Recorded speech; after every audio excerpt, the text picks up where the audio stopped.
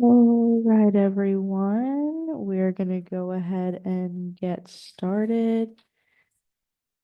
I'm gonna go ahead and call this meeting to order. We will go over to Secretary Page for roll call.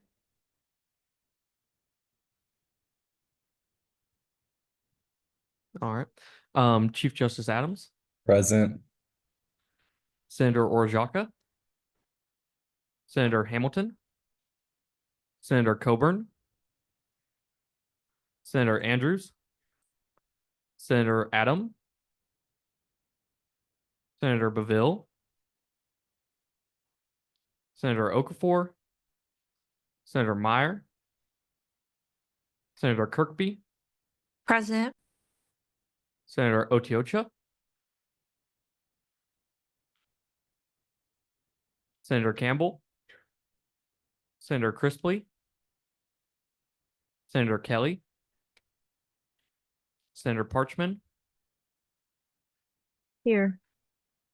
Senator Francis, Senator Burns, Senator Barnes, Senator Young, Senator Chidinma, Senator Obiora, Senator George, Senator Lopez, Senator Yezik, Present. Senator DeSharla, Here. Senator Morris, Senator Villalobos, Senator Gomez, Senator Stefanski, Senator Ontiveros, Senator Hernandez, Senator Lubale, Senator White.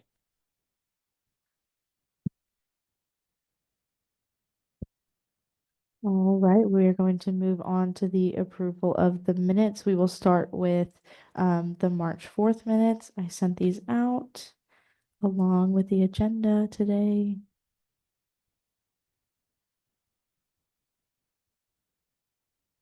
I entertain a motion to vote on March 4th's minutes. Okay. All those in favor of March 4th minutes, please raise your hand.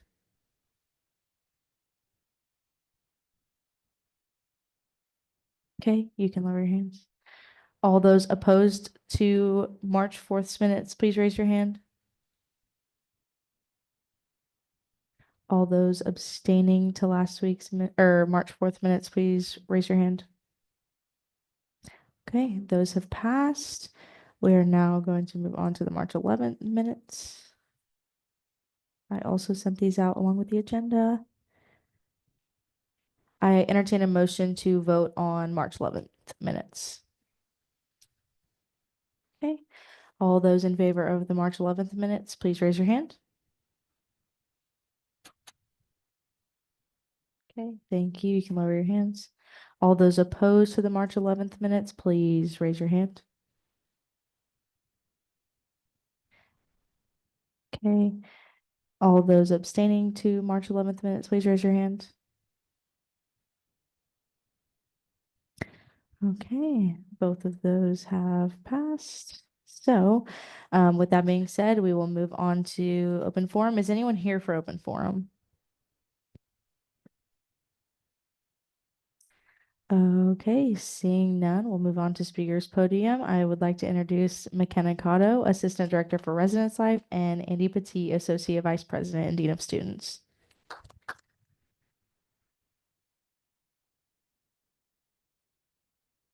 Good evening, SGA. How's everybody?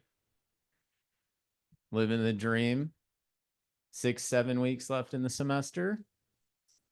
7 weeks. We got a confirmation. All right. That's good. That's good. That means we're a little over halfway.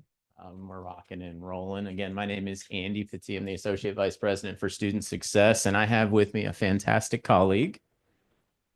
Hi, everybody. My name is McKenna Cato, and I serve as the Assistant Director for Residence Life. One of the things McKenna won't tell you is she used to be the secretary of this very organization once upon a time. And we're so very fortunate that McKenna came back to her alma mater to work with us in housing. All right. Housing, I think, is on the top of everyone's list. Am I right, Allison? All right. So we've got a couple of things to chat through. The first thing, which I think is why I was going to come a few weeks ago, and Allison reminded me, was about we had some concerns about Wi-Fi coverage. Is that right? All right. McKenna has solved this problem for you. She's working with Apogee, now known as Bolden, which is the company that bought Apogee, which provides our internet coverage to our residence halls, is doing a major upgrade April 1st through the 18th. This will broaden the connection, strengthen the connection, and likely resolve some of the concerns. So McKenna took the concerns that we had heard to Bolden, and they heard us and they said, let's go ahead and upgrade your equipment. So if you live in any residence halls, you're going to get a 15 to 30-minute disruption between the 1st of April through the 18th so that our lovely Bolden folks can come in and do a little tweaking of the wiring and things I know nothing about. But they're going to make sure that they improve that and have new information, new system, new hardware to upgrade those connections. Does that sound reasonable to the concerns that were brought to this group about internet, Wi-Fi, and housing? All right, thank you, McKenna.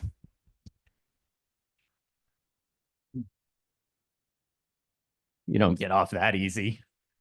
The other thing, a message was sent out yesterday to our residential community, and it was in direct conflict with what I told this group a few months ago. And for that, I have nothing other than to tell you that we did everything we could to broaden opportunities for students with housing. I was confident that it was going to happen, so much so that I talked to y'all about it. Unfortunately, that did not work out in the way that we wanted it to. So we as a university made the decision to communicate that to you as quickly as we knew and had confirmation of it. There's a few reasons why we did it the way that we did it. And then I'm going to go through some feedback that I received today from you, which is perfect. And I really appreciate the feedback because I think that the message left some room for some misinformation. And I think that's going to be really helpful for me to share that with you all so that you have that information. But first, let's talk a little bit about kind of where we're going in terms of housing, right? We're back to what it looks like a little while ago, where we have a set number of beds, right? We have Ornelas Hall, Patriot Village, Liberty Landing, Victory Village, and University Pines. University Pines did not go away and will not be going away. We need every one of those 344 beds they have over there, I promise you. So in terms of the other piece that I want to share with you is just because we're not formally master leasing or contracting with the foundry does not mean that those beds will not be available for you or for any student. It just means instead of going through Housing's Residence Life Portal and signing our contract, let's say you wanted to live at the foundry, you would just go to the foundry and say, I'd like to live here next year. And they would probably happily work with you because they want their beds full as well. That also goes for Grande and Omen. While we're not formally contracted with them, that does not mean that they're not an option for you. UT Tyler did not ever buy the foundry. UT Tyler did not ever put money into the foundry to renovate it. UT Tyler would never put money into a facility that we did not own. I actually think we're not allowed to by state law. I'll check on that. But I assure you, none of our university dollars were used to purchase the property or to renovate. That was all done by the ownership of the group. who now owns the Foundry, soon to be Varsity View. So the 675 beds that are at the Foundry are still available. You can still go do those. Let's see, I think, Ms. Cato, what other feedback did we receive today? Let me grab my phone. But there were a couple other pieces of information that I just wanted to make sure that we had accurate info.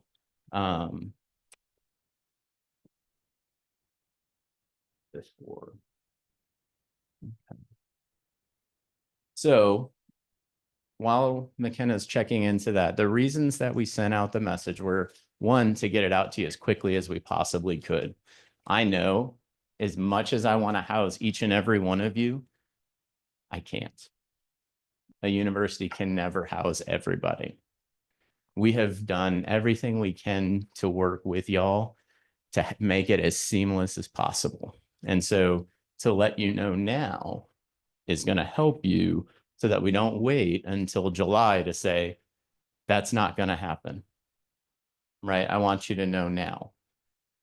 We're also going to do 2 off-campus resource fairs, which give us an opportunity to connect you with off-campus living opportunities such as Grande, Omen, the Foundry, and several others. We cannot and do not endorse off-campus living. We can't say live here, but don't live here. But what we can do is tell all of the landlords and the private equity firms, come to UT Tyler and bring your best deal out on the plaza. We'll get some food trucks and we'll have a good time. And you can meet with several different apartment complexes all at once, get price points, find out locations, which ones are walkable, which ones include furniture, which ones don't, you know, all of those good things so that you can pick the best fit for you. And I want you to look at that now, right? As opposed to waiting until the middle of the summer. There is enough time right now for us to be able to identify a place to live for the fall. And so that's another reason why we got it out there. A piece of the feedback that I got out was that it was an abrupt message. It was a message that we got out because as soon as I knew, I wanted you to know, because I don't want you having to wait. Is this going to happen? Am I going to have housing? Am I not going to have housing? When will I know? All of those things. So know that part of the reason that we're getting this out to you now is so we give you as much time as possible to identify the best fit for you. Okay.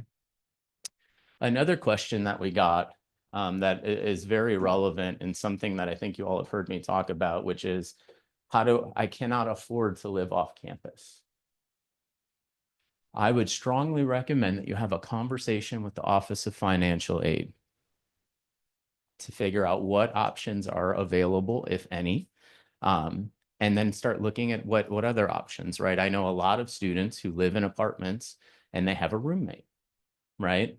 There are different ways that you are able to cut some of those costs. I live in a 3-bedroom house with 6 dudes in grad school. It kept the costs low. Nobody did dishes, but it kept the costs low, right? So I want you to know there are options. Our student assistance and advocacy team and the housing and residence life team will work with you. We will do everything we can to support you. It's the last message that I ever wanted to send to our student body. And so I just need you to know that this, at this point, is what we're able to do. We're able to look at all options and we're able to support you in helping you find those options. And there is housing available, but not nearly at the quantity that we had hoped. Okay. So a last couple quick things, and then I will stay as long as Allison allows me to answer questions that y'all have. Housing selection timeline. The housing team is working on an updated selection timeline that's going to make a lot of sense. So now that we know, we want to make sure that we back that up to give you all appropriate time to plan. Right? So some people say, well, how will I know if I'm going to get a room or not? We can tell you pretty early on in the process right? Based on the amount of students that signed up, whether or not you're going to be able to live on campus or not. I can give you a really good idea. Number two is in the past, we've kept a waiting list. We're not going to keep a waiting list this year. But what I will do is, let's say Armando says, Andy, it's Liberty Landing or nothing. I'll say, all right, Armando, Liberty Landing or nothing. And if somebody cancels their housing contract, you know what I'll do is I'll call Armando and I say,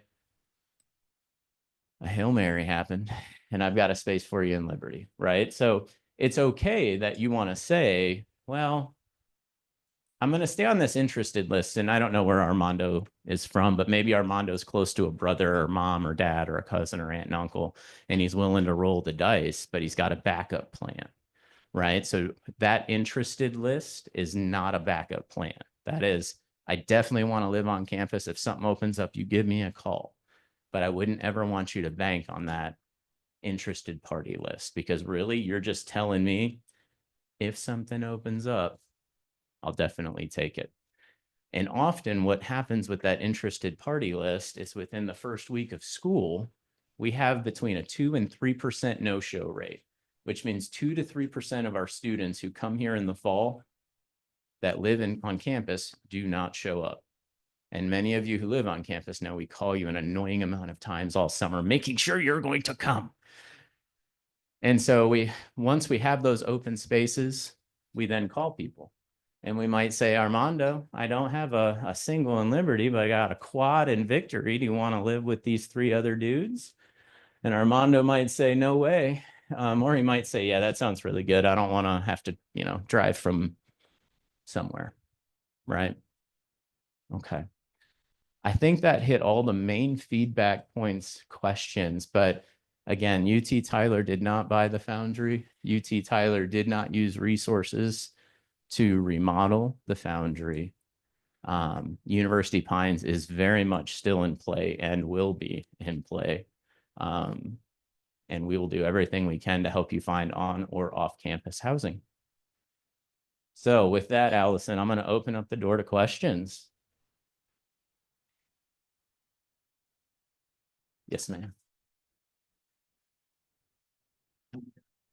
Once at a time. Oh, that's all right. I'll just shut it up.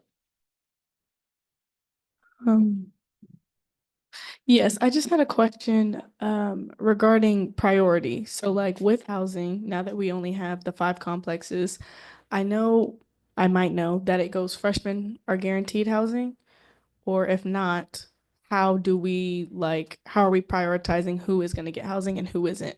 And also, is there any are there going to be any questions regarding like how many miles people are away from campus that'll give them priority housing?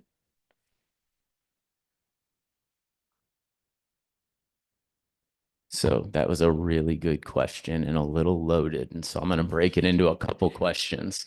The first part of that question is priority. We do have a freshman and sophomore live on requirement that is in play right now. So first year and rising. So current freshmen who will be rising sophomores, incoming first year students will be prioritized. To be very clear with you, there will be very little Liberty Landing available. Victory Village, University Pines is where upper division students will be able to choose. If I had a crystal ball, I wouldn't count on Liberty Landing. Sorry, Armando. I'm kidding. But you might get in Liberty Lane. I never know. But you're probably looking at Victory Village or University Pines for on-campus options as upper division students. So if you're a rising junior, a rising senior, or a graduate student, those are going to be your probably best 2 choices if you're going to live on campus. So other than that, those are our main priorities that we've taken into account. Now, in terms of the interested party list, I will be honest with you, I might prioritize a student who lives 120 miles away as opposed to a student who lives 12 miles away, right? So once we get through the selection process and as things open up, I will have to take into account individual student situations and scenarios as we look to place students. So did that answer your question fully? Yeah. Okay. I can be Vanna White.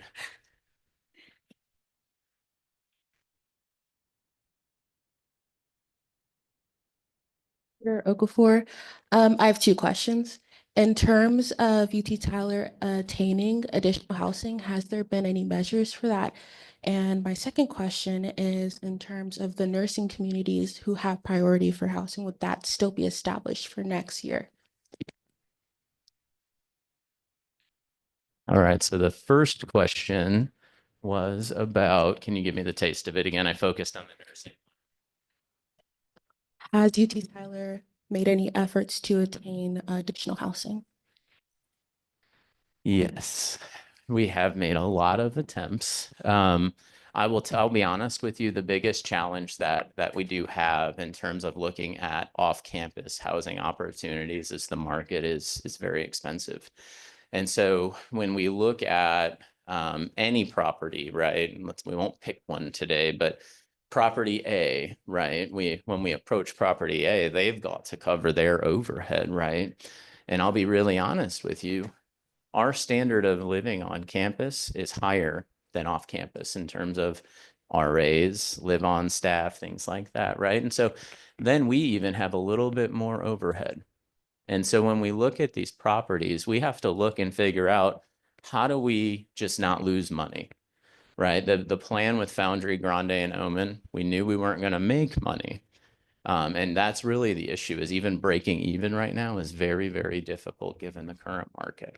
And so that makes it a challenge when we're looking at off campus. And that's not just here in Tyler, that's across the country, where universities, if you Google any university and put university housing challenges, you're going to find a shortage of on-campus housing and a challenge off campus. What's fortunate here is that we have a community of off-campus partners who are very interested in housing university students. They've been reaching out to me. Some of you may know we did a off-campus apartment resource fair last year. They've been asking me since October if we're going to do that again. And so there are a lot of folks that are interested in housing students. We've asked them and always asked them to bring their best deal. We ask them to bring 9 and 12-month options if they have them available. But in terms of searching for off-campus, it's really tough right now to find an affordable option given the additional measures that we as a university take. And I think at this point, that's really where we're at, is we're going to pull back on that. And if you saw Dr. Philly's strategic plan, there's a series of residence halls that the university plans to build over the next several years. The timeline hasn't been defined yet, but that is definitely the plan, is to build our own housing, build facilities that work for university operations. Many of you know we have apartment complexes, provide half of our housing stock as opposed to residence halls and other things like that that help university students with the space that we need to collaborate and learn. And so as UT Tyler continues to develop, you'll see more of a traditional residence hall feel as opposed to an apartment feel. In terms of nursing, yes, nursing will still have priority over Victory Village, but I will tell you that priority will not last nearly as long as it did last year. So we had open beds in the nursing facility. And so this year, that priority window, when priority housing is done, that priority window will be done as well. So last year, we left the nursing community open until late July. And we probably won't be able to do that this year because we will not have any of the additional properties. Yes.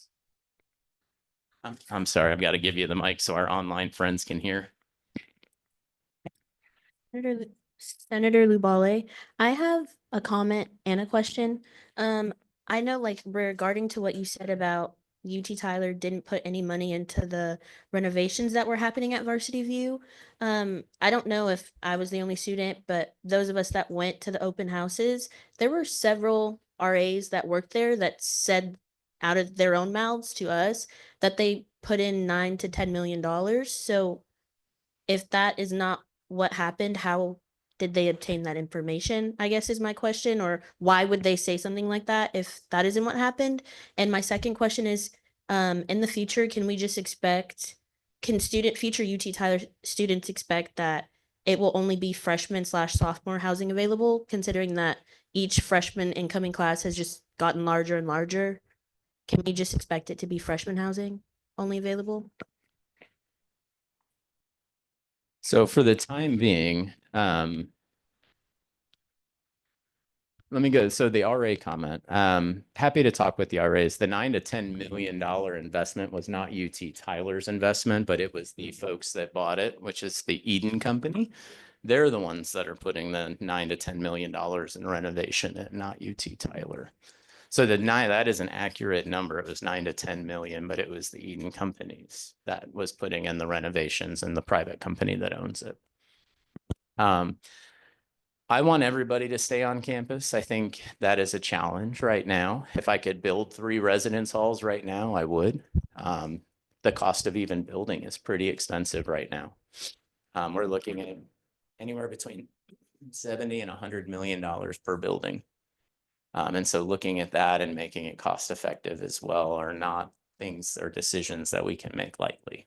But the goal would be to house any student that wants housing on this campus. That is the future vision. Mm-hmm.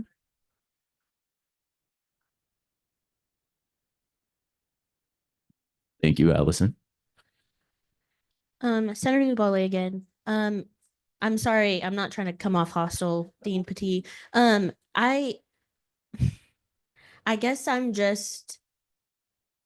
wondering, what is it that we can expect for international students that were banking on living on campus? What would we tell them, especially considering that we are looking at off-campus housing that will require rent? And I know you said like working with financial aid to see if they can help us out in some way, but most apartments here, especially, you just said it's expensive to live anywhere based on the economy right now. Like most apartments require first month's rent, last month's rent, a deposit. You have to pay Wi-Fi, cable, lights. What are we expecting to tell students who are not in a financial situation themselves, nor their parents, international students, first-gen students? What are we expecting to tell them in regard to living off campus? I get you guys are wanting to create other ways, but some people literally just don't have the money to do that and are going to have to move back home. Some people, like I said, are international students, or some live in Houston 4 or 5 hours away. I myself live an hour and a half to 2 hours away, and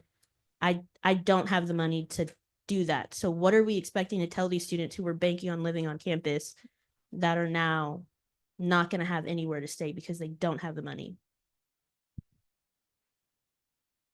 My typical response to any student who's in a situation such as you're describing, right? A student who may not be able to pay rent, or a student who has a situation where they might need some advocacy or support, I would tell them to come to my office and come meet with the Dean of Students team to see how we can help navigate that. When I talked about priority as well, some of those things will play into that. But I think at the end of the day, we just have to look at all options and talk through individual scenarios, because so, you know, one of the things that I'll share with you is when we even think about international students are not eligible for financial aid. And so every individual student is going to have an individual solution. And so if as a constituent, if a constituent came to you and said, so I don't know what to do, I would want you to say, that Dean Andy, or just call me Andy, would probably love to talk through that with you. I can't promise that I can pull money out from financial aid or find a scholarship or a grant, but my team works really hard to help students find solutions. And that doesn't just mean housing. That could mean any sort of challenge that you have. And we do tailor it as an individual approach, because every situation, depending on financial aid eligibility, how many credit hours you've taken, what level of student you are, all impacts so much of that financial aid package that sometimes students might be eligible for something and we didn't even know it. It could be an extra grant. It could be some more scholarship money. It could be a little bit extra loan money. So those are all opportunities. The other thing, and this is a little bit of a shameless plug, and I didn't tell McKenna I was going to say this, but it's also a really good opportunity to think about being an RA. If you become an RA and you're an excellent student leader, not only do you get housing, it's also paid for.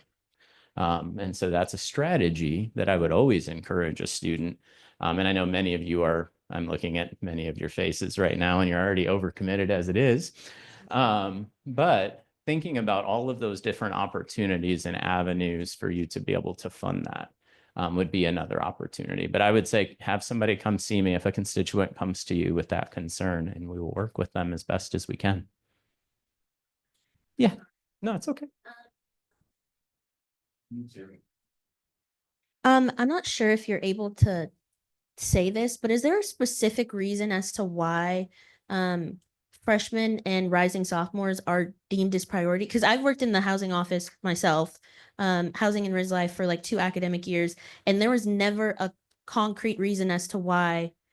Like I get it, but at the same time, I guess I'm trying to understand why is there a heavy emphasis on freshmen and more specifically a heavy emphasis on rising sophomores being able to stay on campus. So many of our students, especially our freshmen and sophomores, there's a ton of research that talks about the connectivity to resources and the support in those first 2 years. I'm not saying it's not valuable for you all either, but it's particularly important in your first and second year, right? Juniors and seniors, you're a little bit older. Graduate students, you're a little bit older. You're likely learning more skills, able to balance a job perhaps and other opportunities. And so as a student gets older, oftentimes students think about that more of an independent option, often or not. I lived on campus all 4 years. My first off-campus option was in that house in grad school with 5 other dudes. But you know, it just depends really, right? What you're looking for. And so, but from a first year and second year perspective, the rate of a student's success increases if they stay on campus that first and second year. Because it's not, sometimes universities say, well, it's about the money. They want to make sure they fill their halls. That's not our issue. We want to make sure that we're supporting our students and getting to where they need to be.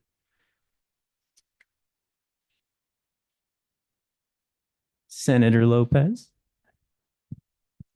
Yes, Senator Lopez. And I was wondering, now that you guys have like kind of gotten rid of the wait listing, and then my question is for other students who might not be aware that they have priority housing for instances such as like foster care, and so they apply, they're told that they didn't receive housing or they weren't guaranteed housing at the moment, and then they go on and get other housing, but then get informed later on that they had priority housing that they didn't know about, but it's already been like they already been set in concrete. They spend the $250 on the housing application for on residence housing or any other type of situation where a student would have priority housing that they were unaware about.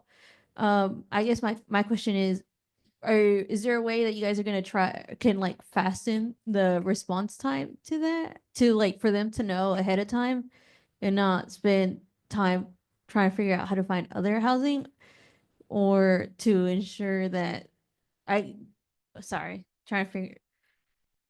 Can I rephrase? So I think what I'm hearing is, how do students know if they're on a priority list for housing or not? And if they are, can housing communicate it now so that you don't wait later? Yes, absolutely. So you mentioned a few key groups like foster care students, individuals who have graduated from the foster care system and are now here by state law, get priority housing. And so absolutely, I have McKenna in the back here who's jotting that down. If we have not communicated that, or if a student is unaware, we will look at all of those groups, because there's even a few different scholarship groups that are required to live on campus. So that's a great feedback point and helpful for us to think through.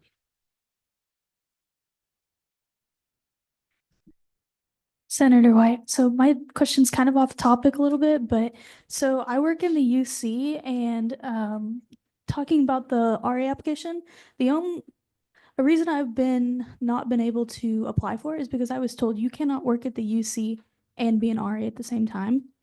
Is there a way that maybe hours could be split?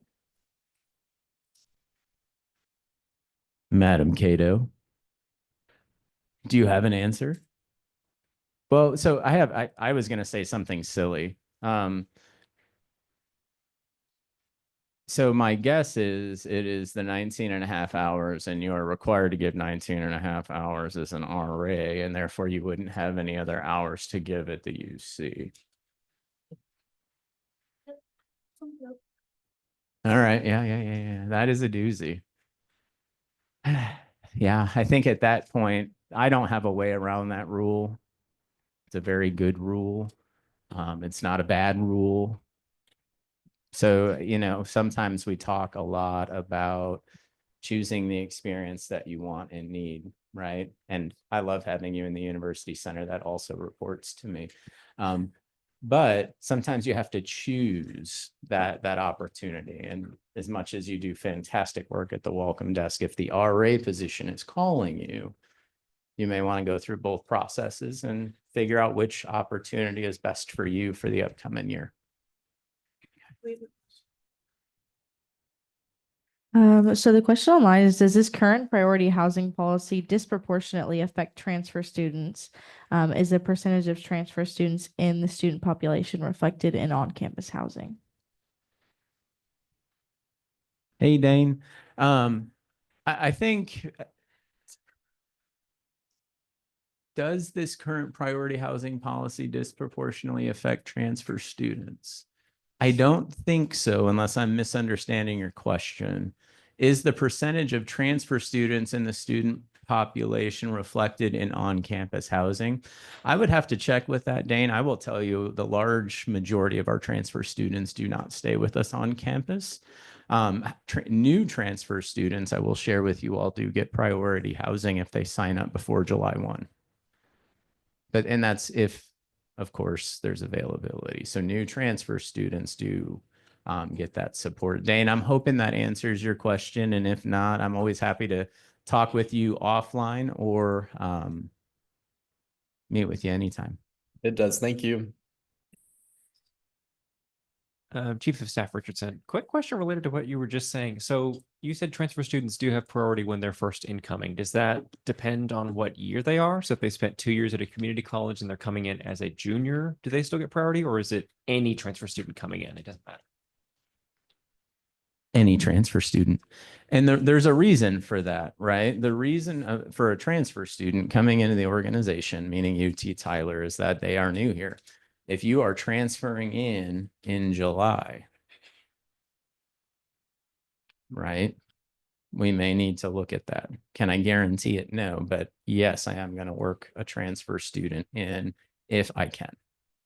But the goal is, of course, to work anybody who, who's been here longer than 2 years? All right. So many of you have probably heard me say, if I can house you, I'm going to house you. We will bend over backwards. We will triple beds. We'll put cots on the second landing of the townhouses in Liberty. We'll do crazy things. We will do everything we can to house everybody.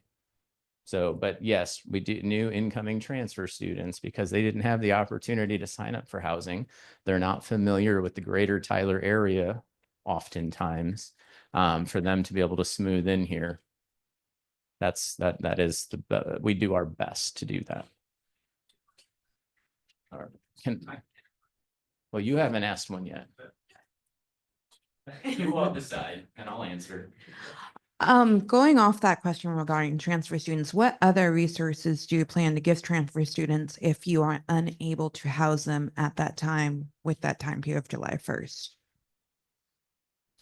So if for some reason we were not able to place any student in housing who needed housing, I think regardless of their classification, we're going to look at all options, right? Some of you may remember the list that we sent to all students with contact information, availability of off-campus apartments, those types of things.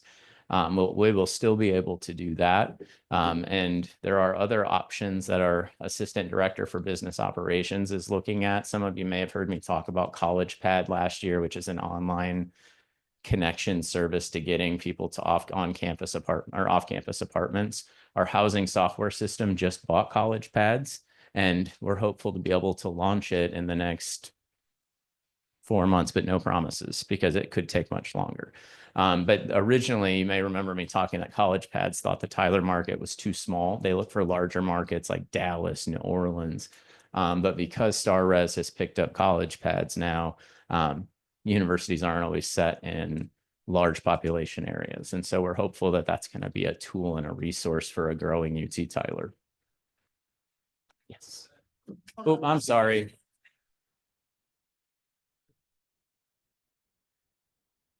Senator Meyer, I was just wondering, okay, this is going to be short and then I have a question.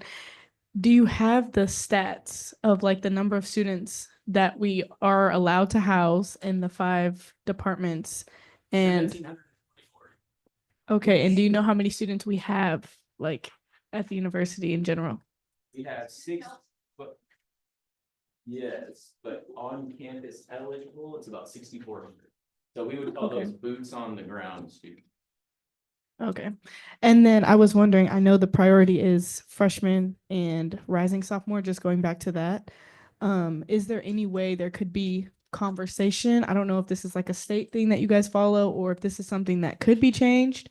I agree like 100% with like freshman and sophomore being on campus and being close because of their, their younger years and, having the resources that they need. But is there any way there could be conversation about freshmen that live in Tyler, like sophomores that live in Tyler? Is it necessarily that they have to have that priority, or is there any way there could be conversation or maybe a form that we're filling out in our housing applications on where we do live? Because if there's a freshman that lives 5 minutes down the road versus juniors or a sophomore that can't get housing that's living 2 hours plus away, and like, does it go like when a housing opens, a freshman gets that spot, or is it just open to a student based on, all those different things? I'm going to try and break that down into a couple quick answers. Freshmen get priority in freshman identified residence halls, which would be Ornelas, Patriot Village, and the CAP community in University Pines. The crunch that we're going to feel in housing is that some of Liberty Landing is now going to go toward first-year students and sophomores. So that's where we're losing some beds and why we're letting you know now that that's kind of where the pinch is going to be. So that answers that last part of your question. Once, if we're looking at Victory Village, we're looking at Liberty Landing, those are going to be, that would be for upper division students. We typically would not place, the last thing that we want is to place upper division students with lower division students. So a freshman and a senior living together. Does that happen? Absolutely, right? When I've got one space and somebody needs to live on campus, they're going to have to go in that space. But yeah, it just, by the time we get to August, we're filling. Right. And we just, do you want it? Right. I joke about what I was sharing about Armando and my facetious story about Liberty Landing or nothing, but you wouldn't believe how many students sign up for housing and they will only live in Liberty Landing. Like it's just, that is it. And if it's Liberty Landing or nothing. And so when they say Liberty Landing or nothing, it's actually an inside joke in the housing office. It's like Liberty Landing or nothing. Then it's nothing today. Yes. Can you remind me of the first part of your question? Is there any way there could be conversation or like the housing application open up questions to the mileage or minutes that students do live from campus? I'm so open to conversation and solutions. So at the end of the day, you all are very intelligent human beings, right? And so I am open ears. This like keeps me up at night. So if anyone like thinks of like, this could work, we will always have an open door to a conversation about what that can look like, right? Because we're not going to build a residence hall tomorrow. Even if we broke ground today, it would be 2 falls, before we'd occupy it. So my commitment is always to my open door policy, right? Which is you can come on in. I love to hear solutions. So if you see a way, I can't always promise, but I want to hear solutions. If there's a way to make this work differently, and McKenna knows a lot of different ways, being other places, I've been some other places, and there's other ways to shake it, but there's always give and take, right? No matter what, it's really hard when you have a large group of students who want to live on campus to make sure that when you make changes, you make them intentionally and purposefully that supports the overall student. And so that's the challenge that we're going to have to face, right?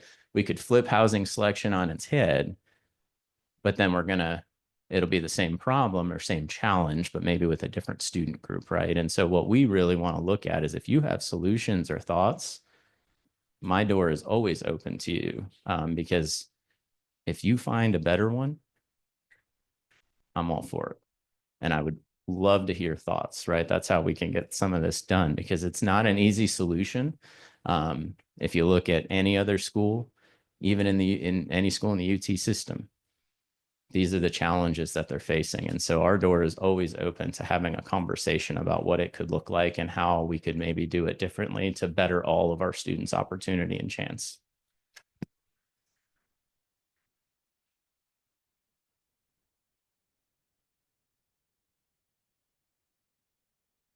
Senator Okafor, so a similar situation happened like this last year, right?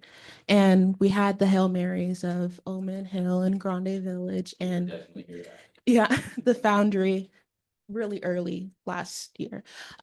So if you were to give me a likelihood or perhaps a percentage of something like that occurring again.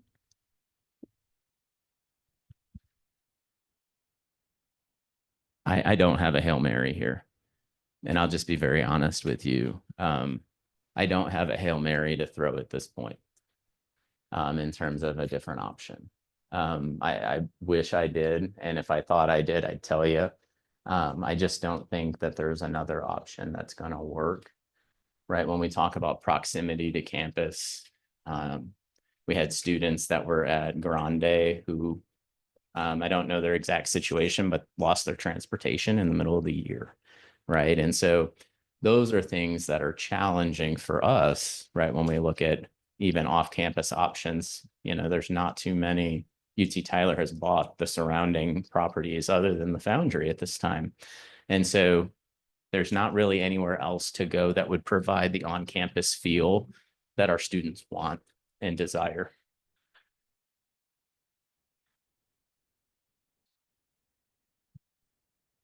Senator Okafor, is it by credits or by how long you've been here for your classification?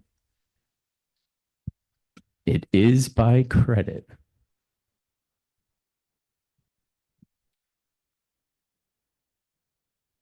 Senator Otiocha, did you still have a question? I'm gonna try to speak. Can you guys hear me clearly, or is it noise? I can sort of hear you, yes.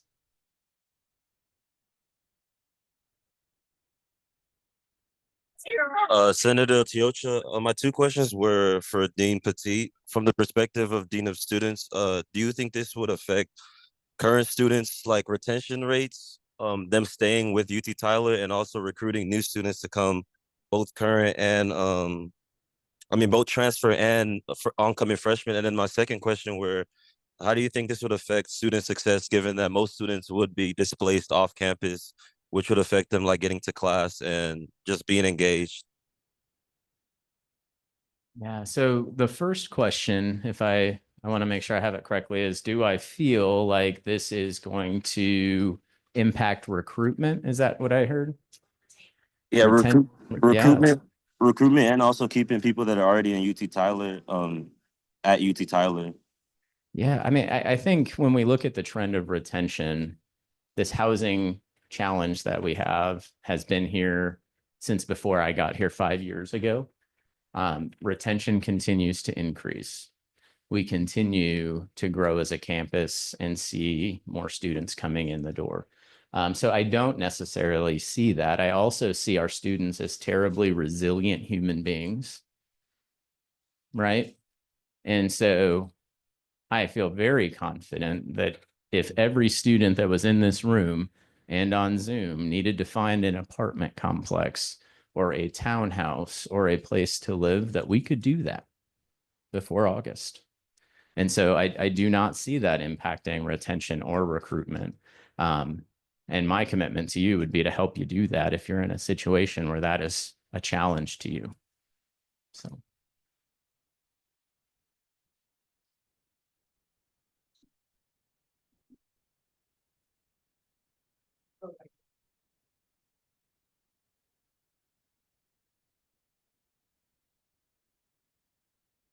Senator Ontiveros, with the lack of housing, are we to take in much less freshmen and transfers compared to, because I know this year we took in a lot more freshmen compared to the other years. So we added probably about 75 new first-year residential students over the year before, and we're forecasting between 50 and 100 more. So I don't know that I see it taking a lot more beds away. I think I also see our juniors and seniors, and I'm seeing more and more graduate students wanting to live on campus. And so I think there is a lot at play that are causing the housing shortage.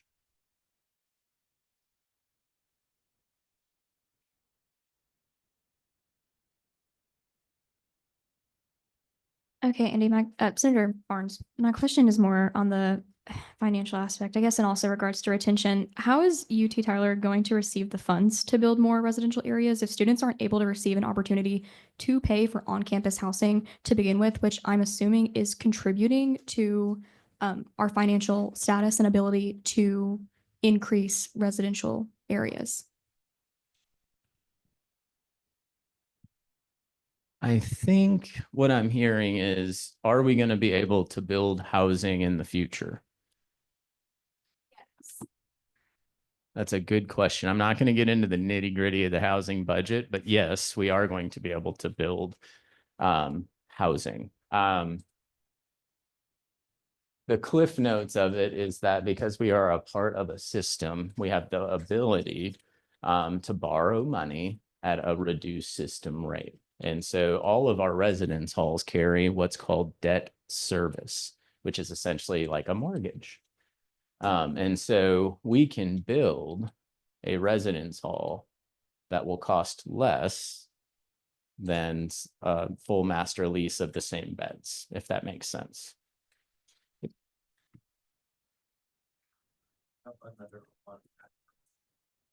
This will be my last question, I swear. Senator Luvale, I guess it's a two-parter because I thought of another one when Senator Barnes was speaking. Sorry, Dean Pettee. I guess I'm wondering, considering like going based off of what you were saying, we see that the freshman class again is getting larger. You said it was 70 residential students. With us seeing the incline in students that are deciding to come here and that are deciding to live on campus because they need to or they're choosing to, is there a specific reason as to why we have waited so long to create additional build more housing on campus? Like, why are we prioritizing the new nursing building over housing for students like that need housing? And then another question that I have is, if we are, like you were saying, with the nursing community at Victory Village, like it's going to be a little bit limited compared to how it was last year. Like that priority is not going to be, the window of it is not going to be as long as it was last year. Can we expect the athletic community that is in Liberty Landing to also be a little bit limited from what it's always been? Like athletes are always getting to stay like at Liberty. Do you know what I mean? Like, can we expect to have a shift in all the communities that are required to stay on campus so that there can be more housing? I think that's a good question. And I think really what you're getting to is there consideration for change to policy and practice, to how housing is distributed, how housing happens? And yes, there is appetite for that conversation. Every community has a similar deadline to when they have to release spaces, whether that be scholarships, honors, nursing, athletics. We have international student populations as well. They all have to turn in beds if they don't use them by a certain deadline. And that's when I was sharing about nursing, where the window was much larger last year than it will be this year.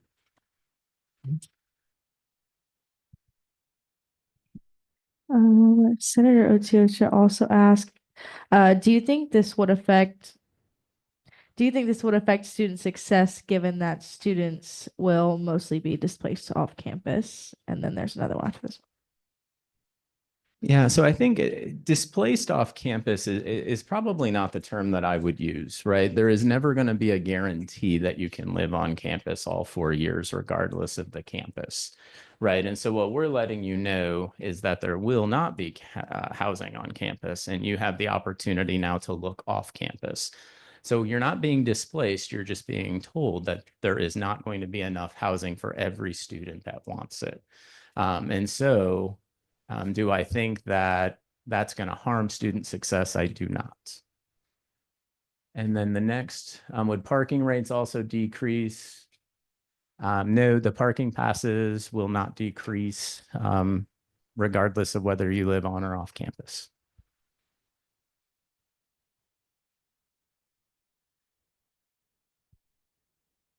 Senator Gomez, so I have a question about U Pines. I was looking at my statement that I pay every month, and it's about like $741 per month. And I tried like starting like my renewing, like just looking into that, and now it's $845 per month. So it raised about 100 more per month, which is like 1,000 for like the whole like year. Is there a reason why? Because we weren't like communicated about that. We didn't hear like nothing about that. And it was just like probably like a few days when I tried to like renew it that I saw it's more money. That's a good question. So I would, if I were you, if your bill changed, whether that you live in University Pines, Victory Village, Liberty Landing, is to go talk to your residence coordinator at University Pines. I would talk to Christopher Klein, their general manager.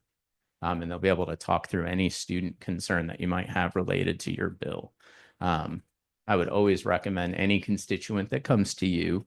That would be the first place I would go, right? If I lived at Liberty Landing, I'd go talk to my friend Olivia Keys, right? And if Olivia is not available, I'd go see my friend McKenna Cato in the back of the room if I had any questions. And so Christopher Klein will serve in that role at University Pines. Oh, yes. Treasurer McCuller, regarding the application, kind of backtracking to a few questions ago when it comes to talking about how to kind of find solutions, especially for those students that live 5 minutes away versus a student that lives 3 hours away. On the housing application, I've done it myself 3 times on 3 separate years. I noticed, unless I'm not remembering correctly, that it never asked where you're currently living. And could that question be added, as well as a second question, do you feel safe of where you're currently living? The reason why I say that is it will show that if a student lives 5 minutes away, clearly they don't need housing and they might not realize how to opt out of housing. They might not know about that policy and they might take a space where another student may need it. Now, adding that second question is if you do feel safe is for those students that certain things are going on, they actually do need to get out if they do live 5 minutes away. So I've got a couple of quick thoughts to that. One, yes, we can absolutely add that to the application. It does auto feed through our student information system, PeopleSoft. But as some of us know, we don't always put our updated cell phone number or address or emergency contact and their phone number. And sometimes you don't want to get a call, and so you put mom or dad's number down, and then I call mom or dad on accident when I really meant to call you. So yes, absolutely. And then the second thing, in terms of the safety piece, I will tell you beyond a shadow of a doubt that if there's ever a constituent that comes to you and shares that I am in an unsafe living situation, that we would want to know about it right away. We would want to reach out to that student. There are a lot of reasons why a student might not feel safe. We don't have to necessarily get into all of those, but our office does provide emergency support and services for students who might be in a situation that they don't know how to get out of. And so I would want to know immediately if a student ever came to you as a representative of SGA and said that I would want you to feel comfortable walking them right into my office and asking Carrie Sullivan, who's awesome, by the way, and just letting her know that Dean Pettee really would like to speak to this student, and we'll take care of them right away.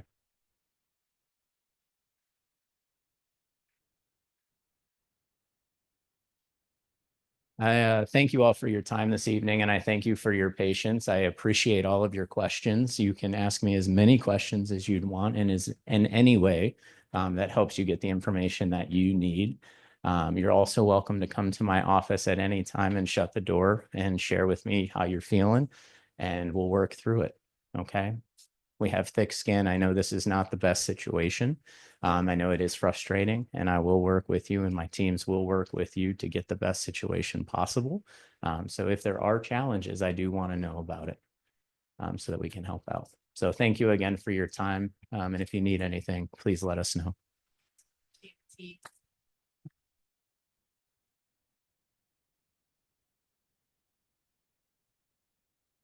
Thank you both so much for coming. We appreciate your time. We know it is after hours, so we appreciate you. We're going to move right on along to officer reports. My officer report for this week, I met with Daniel DeLotte and Stephanie Fenter. They were happy to hear that we are doing pretty well. I voiced some complaints to them that we've been having, but other than that, things are good on their end. I met with Ona today where I voiced some housing concerns, and those were obviously answered. So I was really excited to see that that is moving along the ladder very well and very quickly. So other than that, just planning for midnight breakfast and getting everything ready to go for that. So I'll hand it off to Vice President Romero. Vice President Romero, I hope everyone had a great spring break. I canceled events that week, so we did not meet, even though I said we would. But I did send a few messages throughout the spring break. So we did plan a little bit for midnight breakfast during that time. During spring break, I spent that time to make a plan of what to do, and I plan to execute that pretty soon for midnight breakfast, and I'll explain that more in events. Secretary Page, March 11th, I had the opportunity, myself and Senator Okafor, got to go and talk with NSNA, the National Student Nurse Association, and kind of tell them about like the opportunities that SGA presents. So there were some people that were interested. They should be running in this upcoming election. Should be a good time. Other than that, the rest should be in the communications report. Treasurer Mercado, I've had a busy 3 weeks, y'all, so bear with me. First up is we had a person reach out to us, to me personally, about 3 weeks ago, interested in joining the Appropriations Committee as a student and wanted to kind of see how everything ran. After talking to the e-board and the Appropriations Committee, we actually had her just join in and watch the meeting right before spring break. She reached out to me today, and she will be formally joining the Appropriations Committee as a student. And then last week, SGAC did meet, but in an alternative version, which we'll talk more about in the SGAC report and also most likely next week about how that whole process kind of worked. And I'll happily answer any questions about that later. And today I met with the Student Engagement Advisory Committee on behalf of SGA, and we talked about everything student engagement. So, and I did mention midnight breakfast to them and how that's coming up and how we would love as much faculty and staff support as possible. So. Thank you, Treasurer Mercado. Chief of Staff Richardson here. Nothing too crazy. Again, we had spring break, so welcome back, everybody. Glad to see everyone's still here after spring break. I know it's kind of hard getting back into things right after, but glad to see everybody's here. As you guys know, we didn't meet last week, but I do want to make a note, just as Chief of Staff, about the rules that we are, as of this meeting, putting into place the House rules we voted on 3 weeks ago now, I think officially, to where whenever we go to end a discussion, we will need to take a proper vote as well. So please keep that in mind as we go through our meeting, and that's just kind of relevant for making sure that we're not closing discussion without a good reason to, and that we all agree we should. Everything else I'll have is in rules, so I'll go and pass on to Miss Allie. We're going to move on to committee reports, and we'll start with events. Sorry, Vice President Romero. So for the past couple weeks, we made a shopping list for midnight breakfast. We also started a playlist, which we're going to be finalizing pretty soon. Making more decisions for midnight breakfast, getting the nitty-gritty of it. Our meeting yesterday was canceled. However, it's going to be rescheduled so we can meet with Patriot Productions to see the collaboration we can do for midnight breakfast. I also met with Dr. Banta a few times regarding the midnight breakfast volunteers to see how we can elevate their experience and how they can talk more with students during midnight breakfast. And yeah, just finalizing the forms for midnight breakfast and getting those out soon. Senator Young, I hope this is still as current as we can be because this was supposed to be made 2 weeks ago. So yeah. So the Communications Committee has been focusing on getting more Instagram posts up, mainly advertising for Midnight Breakfast. The first post for Midnight Breakfast is up, so please share that if you will. And we're going to continue posting on the days leading up to Midnight Breakfast. One of the Instagram posts will be that SGAC is helping organizations with funding for the golf cart parade. Is that still good? Maybe? Okay, so we're working on that. And then we talked about which shirt design we were looking at for Midnight Breakfast, and that will be selected eventually once we know pricing for colors and all that. And then Hayden created and sent in a banner for Midnight Breakfast on Patriots Engage. I do want to add to that shirts have been ordered. We decided that we are going to do white shirts, and then we are going to have a tie-dye station to tie-dye them. So that is the plan as of now. We'll move on to SGAC. Senator Lubale, this is quite long, so bear with me, guys. Okay, so during our SGAC meetings, well, our first one that we had on March 6th, we met with 2 organizations. We met with First Gen and HSA for their charades with First Gen and HSA event that they had on March 11th. Here in the COB, they were approved for $112.10 in Walmart items and CC's Pizza. We then met with the Rolling Patriots Guild for their Trial of 5 tryouts event that they had on March 12th. They were approved for $98.90 in Walmart items and CC's Pizza as well. We then met with 4 organizations during our SGAC meeting on March 13th. We met with AMSA, the AMSA chapter here at UT Tyler. They were approved for $125.94 for Taco Bell. And I think they were having an event on March 31st. It was for that event. And then we also met with Association for Computing Machinery for their cybersecurity and analytics data club, for their event, their hackathon, which is going to happen, I think, April 4th. We approved them for $402.30 in Insomnia cookies, Pizza Hut, and Walmart items. We also were supposed to meet with SAE, not the fraternity, but the Society of Automotive Engineers. We were supposed to meet with them, and the National Student Nurses Association, however, both of those organizations did not show up, and they didn't give notice that they were not going to show up. So spring break happened. We had a tentative meeting for SJC on March 20th, and that is when SAE and the National Student Nurses Association reached back out to Treasurer Mercado to reschedule during spring break. So during spring break, we actually did not meet with either SAE or the Nurses Association. Yes. Now giving it back to Treasurer Mercado. Okay, so I want to clarify. So during the meeting, right before spring break, when those two groups didn't show up, I had a feeling in the back of my head, I had my spidey senses were going off, and I was like, I have a feeling these groups are going to reach out to me in the next 24 hours. So I did not want to have a meeting during spring break because I already knew there was at least 3 people going out of the country. So that wasn't going to happen. So I wanted to figure out a way to have an alternative SGAC meeting. And we've done this in the past for student organizations that could not meet during our scheduled meeting. Luckily, we haven't had to use it this year because we've always been able to find a solution. So for spring break, I wanted to see how this would kind of work. Luckily, it worked great. And the way we had it worked was they would reach back out to me saying, hey, we missed the meeting last week. I want to have a meeting this week. We want to reschedule. Well, we're not going to reschedule. We're going to do this instead.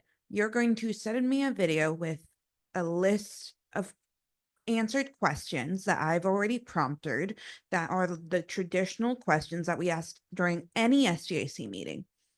And if this is due to a missed meeting, answer the question also of why you missed that meeting. And so both organizations said, okay, we can do that. I sent them that email Thursday night after they missed that meeting because they reached back out to me literally an hour later. And I did not hear back from them all the way until that following Wednesday, which would have been, what day was that? The 19th of March. Which is good that they sent those videos to me that day because that gave all my members time to look over the videos, look over all their documents again, and make their decision. The way that decision was made was through our group chat, through a poll, but it was an anonymous poll, so no one could see what anyone was voting on. And through that, both organizations did receive their funding. I just forgot the number on top of my head, so give me 2 seconds.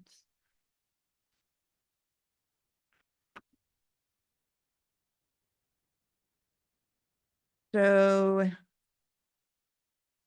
the Rose Motorsport Bea SAE submitted their video to me on 3/19 and received their approved funding of $273.64 in Pizza Hut and Walmart items for their racing simulator event happening tomorrow in RBN 2012. And same day, the National Student Nursing Association submitted their videos and were approved for $37.24 in Walmart items for their ice cream and volleyball social event happening tomorrow on the O Hall and volleyball courts. From the great success that this brought, I do plan to talk to the SJC committee during this week's meeting of how they felt the alternative committee process kind of worked to see how we can improve it for the next year. And I do plan to talk to the upcoming treasurer about possibly adding this to our bylaws as an alternative version to have access for more student orgs. Thank you, Treasurer Marcato. That was a heck of a report there, but good stuff to hear. For Rules Committee, we actually haven't met for the past 2 weeks. Last week was spring break, so we did not meet then. And the week before, I had enough absence requests that kind of coincided with the meeting that we also did not have, that we decided to not have a meeting then as well, since I would not have enough participation. So we should be meeting tomorrow, and I will be going over with them some of their role in the upcoming elections. Since we do have a small role laid out in the Constitution, I'll go over that with them. We'll be ready to monitor campaign materials as the Constitution specifies. Thank you. Is there anything for ESC? Senator Kirkby, we also didn't meet last week, but the meeting before, we just kind of discussed when we're wanting to have the recycling event, probably sometime in April. And we've been talking to Bonnie about it, but no new updates on it, I guess, so far. Thank you. We will go ahead and move on to student voice reports, which starts with School of Nursing.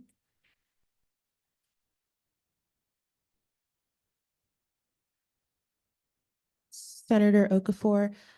So I had my meeting with the SON deans last month, and our meeting is actually for Thursday, 2 days later. Y'all always get me at the wrong time. But at our meeting last month, we talked about possibly getting some new senators, and she gave me like a list of names of people to reach out to. I also spoke at the NSNA meeting, and regarding that, we did talk about the career success coaches and how they're doing a great job of reaching out. They've been tabling, they've been reaching out to student orgs, and they wanted to give their props for that. We talked about signage for our 50th anniversary. So what the School of Nursing is doing is basically every week they're giving out goodies at the building, and some students don't really know what it's for. So I gave them a lot of feedback regarding that, and they've improved their signage a lot. So almost every nursing student knows what it's for. And we talked about a newsletter starting May 5th. And we talked about midnight breakfast, of course, and how they like to participate. They're just waiting for the email. And we talked about construction and how it's almost down to a minimum, especially the sound. It's not really disruptive anymore. And we talked about the food drive that was going on month long. I'm still waiting to hear back on how it went on Thursday. And then we talked about student tours possibly occurring in the summer, maybe June. And we talked about Nursing Week. So that'll occur May 5th through the 12th. And it's basically, the theme is showing nursing strength and how it gives back to the United States, basically. Tuesday, it'll be like a relaxing day. Wednesday will be yoga, maybe goat yoga. Thursday will be arts and crafts with pottery and fidget toys. And Friday will be a nurse's walk. And then Monday will be a birthday party for Florence Nightingale. And we also talked about the Alzheimer's walk. It's occurring October 25th, and how they'd really want student representatives here from SGA to help out with the event. And we talked about Dr. Philly's strategic plan and how they're very excited for it, and they wanted to show their gratitude for including the nursing building in it.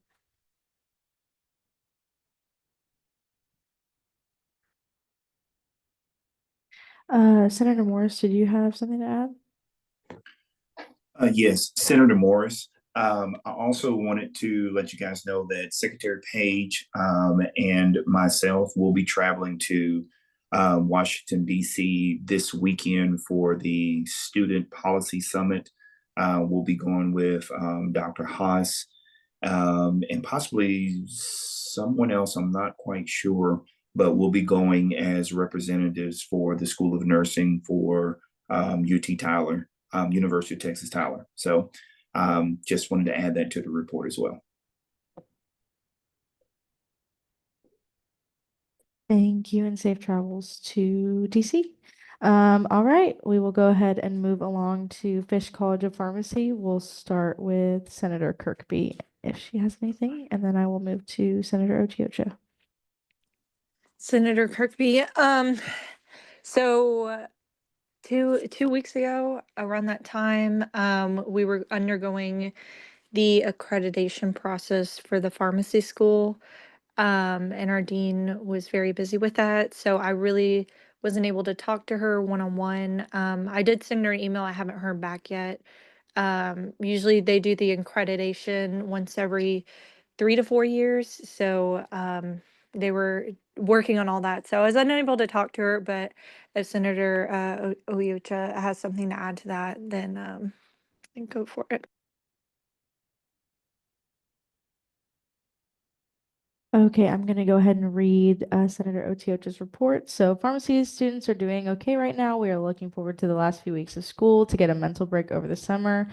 Our accreditation visit was a success, and results were shared with pharmacy students and staff as well with Dr. Philly.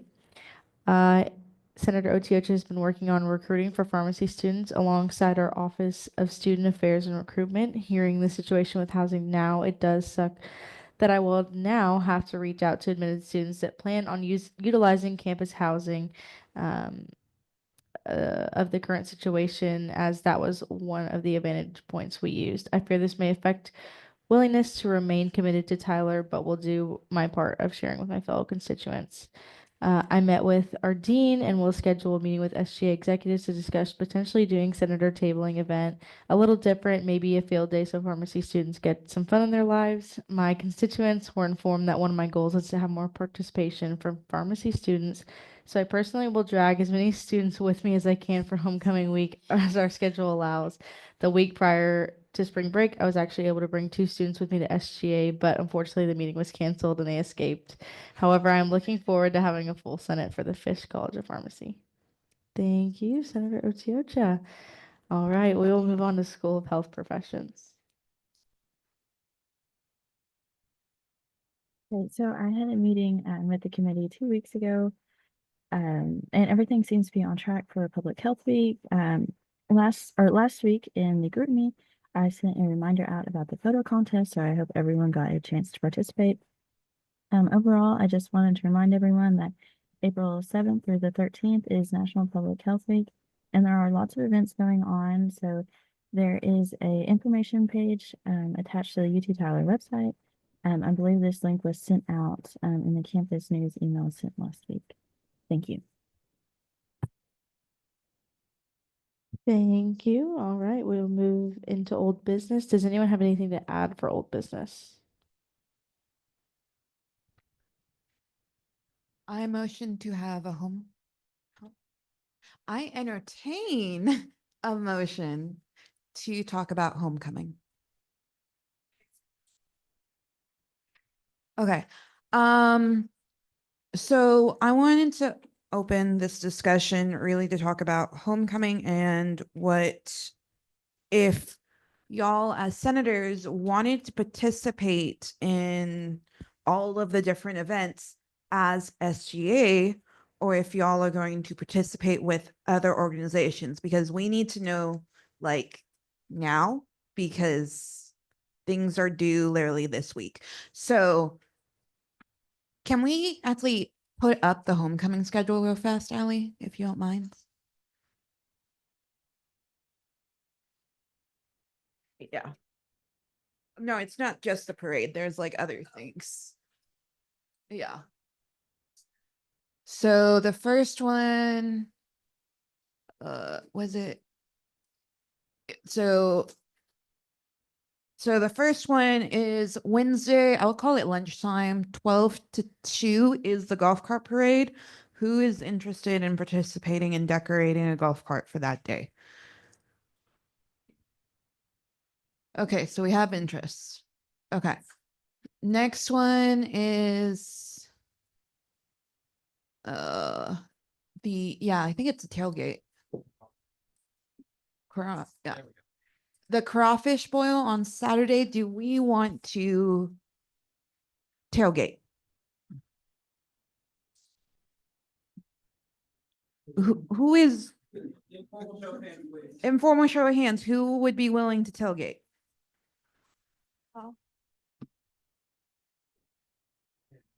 No.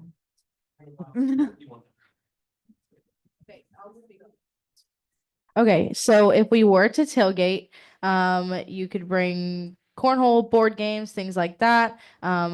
We prefer no alcohol under our tent, due to the fact that we are departmental, but if you guys do what you do, that's not my problem.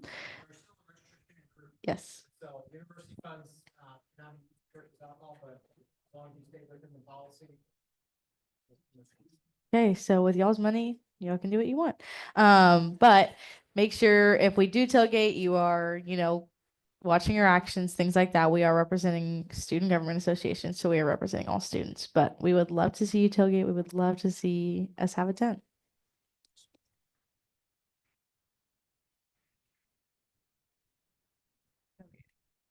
A lot of people. So a lot of people are interested, so we'll do that. Okay, the one that I'm really excited about, that I've been bugging them about it a lot, and I'm amazed they haven't told me that they're annoyed about it, is the lip sync battle. Fun thing, I am lip sync obsessed. I love lip sync battles. And so who is interested in forming a team for SGA for the lip sync battle?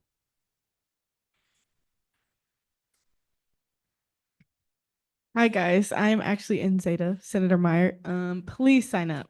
This event cannot go on unless we have 15 teams signed up, and right now we have 4. So, as SGA, it would be a lovely, lovely experience. It's supposed to be a super big event.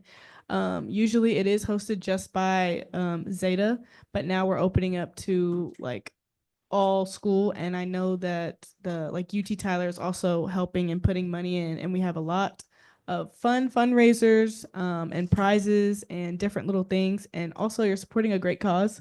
So if anybody is interested in making an SGA team, that would be great. Thank you. It can be from anybody from 1 to 20, I believe. Team size, yes.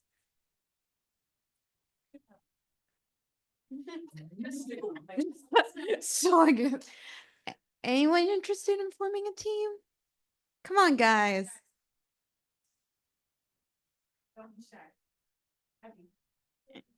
One.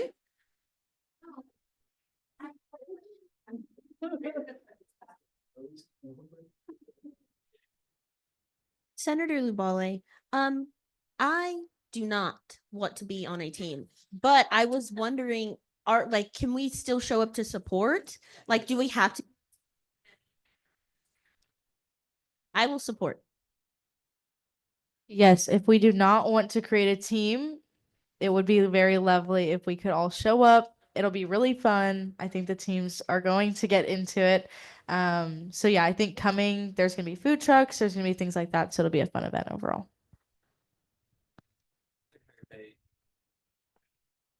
Secretary Page. I believe off the top of my head, I believe April 5th is Patriot Premiere. I mentioned that that was a long time ago now. I'm still trying to get that. I have not been receiving responses. So I will let y'all know as soon as next week on if there is anything. So I apologize if there is anything, and it is short notice. But April 5th is Patriot Premiere.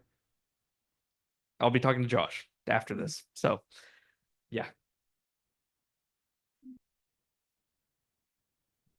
Senator White, regarding Treasurer Mercado's interest in the homecoming events, there is also a softball baseball game for our homecoming that if you don't know, Patriot Pack is going to be there, and it's our spirit organization with the overalls.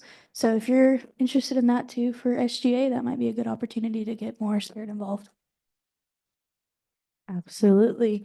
The tailgate will kind of be centered around the softball and baseball games. That's the location in which the tailgate's going to be held. So you will be right there in order to go to the game. So they hope to see you there. So I guess we're going to sign up for the tailgate and the parade. And oh yeah, that was tailgate. tailgate and parade. So we'll do that ASAP. I entertain a motion to close the homecoming discussion. Okay. Oh, yes. We have to vote on that. Thank you. I entertain a motion to vote to close discussion on the homecoming discussion. Okay. All those in favor of closing discussion, please raise your hand. Okay, you can lower your hands. All those opposed to ending discussion, please raise your hand. All those abstaining, please raise your hand. Okay, we will close discussion. Sorry, that's going to take some getting used to, so bear with us as we navigate that. Does anyone have anything else to add for old business? Okay, seeing none, I entertain a motion to open new business. I entertain a motion to open an IT discussion. Okay. I just wanted to get your opinions on how IT has been within your constituencies, whether it's in, you know, certain buildings, if the Wi-Fi has been good, things like that. I know there's been some struggles throughout certain buildings, especially older ones with IT. So I would love to hear your opinions on that. Secretary Page. So this is an issue I've run into personally multiple times, and I was wondering if any other student workers have run into this, where there's weird overlap between your at UT Tyler and your at Patriots. Because now I've discovered I cannot have both the Zooms, and if I log into my student one, we will not be having a meeting. So it is not a fun time.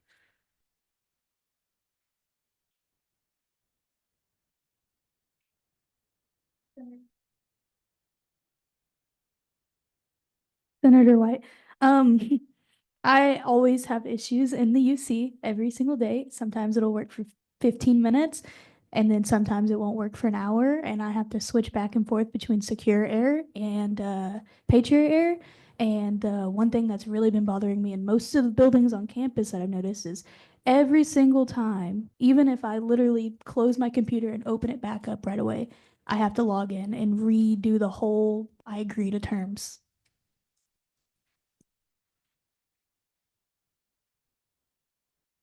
Senator Lopez, piggyback on that. Yeah, similarly, I've noticed that if I go from RB and RBS from top to bottom floor for classes, or because I'm coming from the first floor and I have to go all the way to the fourth floor.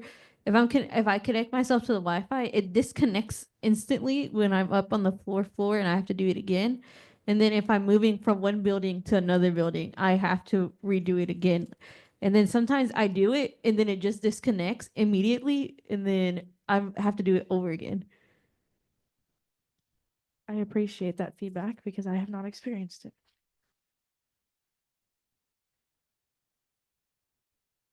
Senator Okafor, I'm an RA and I've had a couple of students come down to the front desk saying they've gotten new phones and they aren't able to sign into anything. And because there's an influx of IT issues happening, they haven't been able to book an appointment. So they've been missing assignments. They've not been able to get inside their rooms. Almost everything is disrupted for them. Kind of going off of, I forgot who said it, but when you go from one floor to another, I've noticed this a lot, like especially with my iPad, I think is the biggest thing. I will try to like press the button to hit log in when you go through that page that says you agree, and then you have to press that big, I think it's like what, orange, green button, whatever color it is.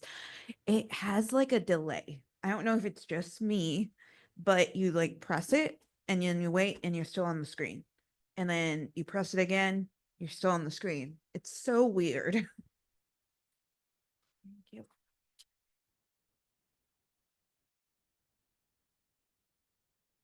Senator Burns, one of the biggest issues I have on my computer, I don't know if this is just a MacBook thing, but I cannot get into my UT Tyler ever. I try the link on Google search. I try the link from the current student resources. It takes me 15, 20 minutes of trying, 10 to 20 times just to get into my UT Tyler. I don't know why that's an issue for me personally. Maybe it's just because of my computer, but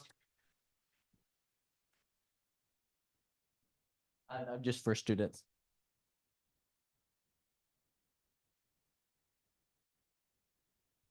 Chief of Staff Richardson, I have a question in response to your question. What web browser are you using? I tried. Okay. Okay. I just wanted to clarify. He said he's tried like Chrome, Firefox, all of them, and they all behave the same way. I wanted to make sure that was relevant. Okay.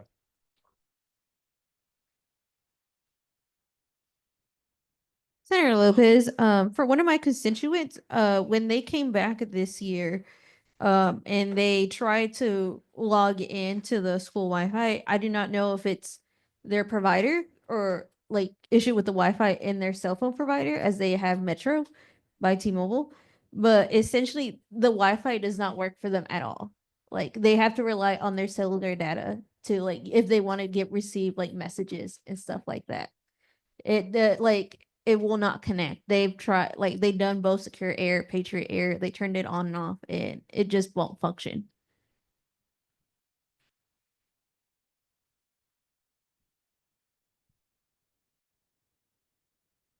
Senator Okafor, I have a similar problem with the my UT Tyler sign-in thing. What I've figured out to do is I log into like an incognito or like a private window and sign in, and it usually works. Yeah, I also had that issue, so I'll email IT about that just to let them know that more students are having issues with that. I also wanted to ask, I don't know if you guys have looked at your Patriots Engage emails lately. Have they been coming from external sender where the external sender where it has the badge? Okay, so it has for everyone. Okay, I just wanted to clarify and make sure that that had been implemented for everyone. Does anyone have anything else to add to discussion? I entertain a vote to close this discussion. Okay. All those in favor of closing the discussion, please raise your hand. Okay, please lower. All those opposed to closing discussion, please raise your hand. Any abstentions to closing this discussion, please raise your hand. All right, discussion is closed. Does anyone have anything else to add for new business? Okay, seeing none, I entertain a motion to close new business. Okay, advisor comments, Josh.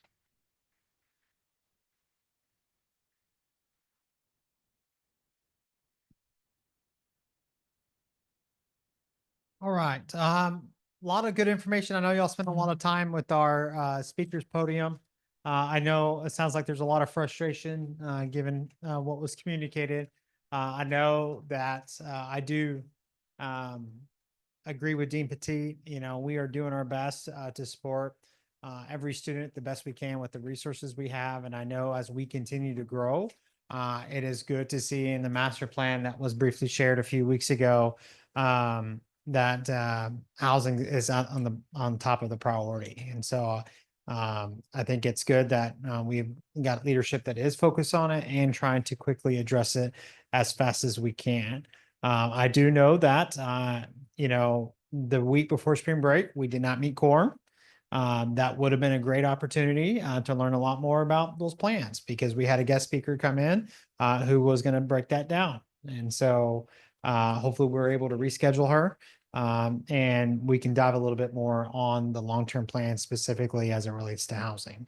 And then the other piece that I wanted to add in, we talked about it a few weeks ago, the way we break down funding, the funding goes to specific things on campus. And so, you know, kind of going back to the comment, why did we build this building first over this? Or why aren't we building more parking first over this? And so there's a different process for different types of projects. And so there's a lot of rules and regulations, and we will make sure that we stay in compliance at all times. But overall, y'all asked a lot of great questions.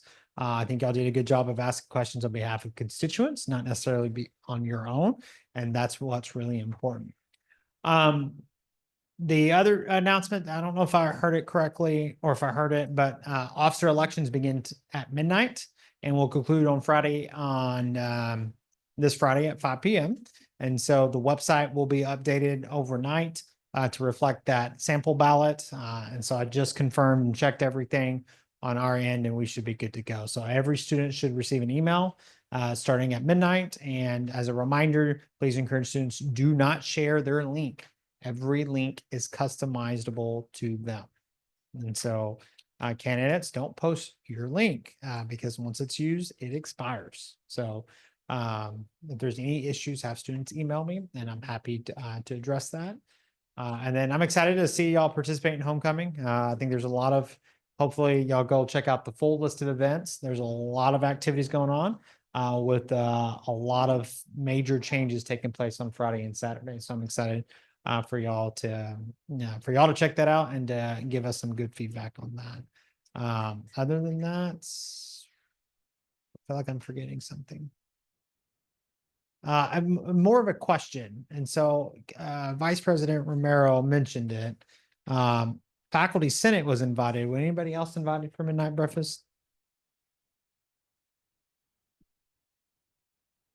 Okay. Okay. Sounds good. All right. All right. Keep up good work. Thank you, Advisor Neves.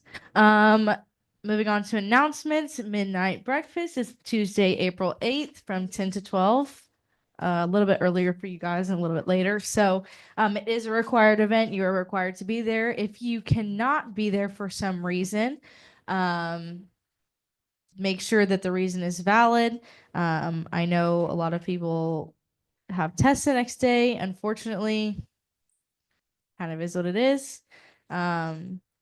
We will try to work with you as best as possible, but we can't obviously have 20 people leave. So with that being said, next week, this is incorrect. There is a meeting next week. Sorry for that update. Yes. Chief of Staff Richardson, regarding what we were talking about with the speaker earlier, she did give us 3 questions that whenever she does come back and does speak about the master plan for you guys to kind of be thinking about. I've posted those in the group me as of last week. I'll read them off real quick. It was, how can UT Tyler better serve its students? What makes you most proud to be a UT Tyler student? And are there any traditions you would like to see grow here at UT? Whenever she comes back with Catherine, she would like to see some answers for those if possible. And we will remind you prior to that meeting that they come back. Senator Lopez, and this is a question about midnight breakfast. As you mentioned earlier, it was decided the shirts will be white and we'll be running a tie-dye station. What are the exact goings on in that? And I'm asking because for I guess us, because we get our shirts early and we're wearing our SGA shirts. If someone wants to go tie-dye shirt, are we also going to be doing breaks as we do for breakfast? So we are going to probably set aside some tie-dye for senators so that y'all can have time to tie-dye your shirts. We will look at the schedule and make that accordingly. If there's time for you guys to tie-dye your shirts while you're getting breakfast, you're more than welcome. But we will definitely work that out in the schedule. So that's to be determined.